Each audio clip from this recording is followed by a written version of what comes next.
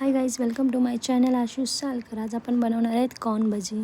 बघा, हे मस्तपैकी कॉर्न धुवून घेतले आहेत, वॉश करून घेतले आणि हे मस्तपैकी हाताने मी झेजरत आहे.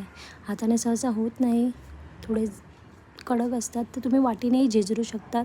जास्त झेजरायचे नाही, वरच्यावर झेजरायचे आहेत, खिमटीसारखे झेजरायचे नाही. त्यानंतर चवीनुसार मीठ टाकायचं आहे. त्यात मस्तपैकी मिक्स करून घ्यायचं आहे व्यवस्थित आणि मग ढाकणी मारून ठेवायचं 15 मिनटासाठी. त्यानंतर त्यामध्ये कोथिंबीर टाकायची आहे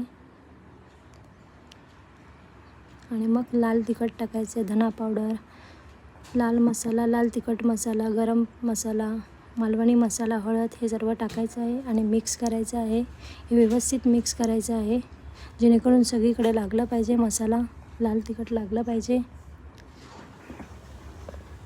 त्यानंतर टाकायचं आहे बेसन. बेसन हे तुम्ही आवश्यकतेनुसार टाकायचं आहे, म्हणजे टाकू शकता.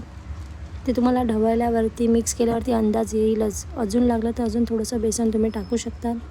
हे मी व्यवस्थित तुम्ही ढवळून घ्यायचं आहे.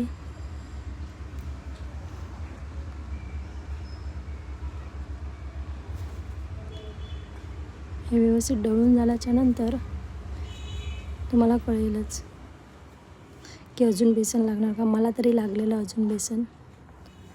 हे बघा, हे मी परत बेसन टाकलं आहे. थोडंसं मला तिथे बेसन लागलं आहे, कमी पडलेलं बेसन, तर मी अजून थोडंसं बेसन टाकलं. पाणी टाकलं आवश्यकतेनुसार, थोडंसं पाणी टाकायचं, जास्त नाही. त्यानंतर हे व्यवस्थित मिक्स करायचं हाताने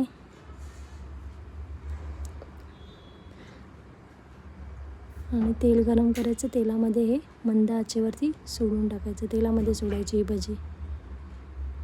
तुम्ही रेसिपी नक्की ट्राय करा, तुम्हाला खरंच नक्की आवडेल. झटपट होणारी रेसिपी आहे. नाश्त्यासाठी, स्नॅक्ससाठी, टाईमपाससाठी म्हणून तुम्ही खाऊ शकता. हे असं तुम्ही तेलामध्ये सोडायचं आहे. बघा, मस्तपैकी लालसर, जास्त पण करपवायचे नाही, थोडेसे लालसर असे फ्राय करायचे. बघा, इतकी छान झालेली ना भजी, मस्त क्रंची आणि कुरकुरीत झाली होती. तुम्ही रेसिपी नक्कीच ट्राय करा, खरंच खूप क्रंची झालेली. आणि भेटूया नेक्स्ट व्लॉगमध्ये. Bye bye.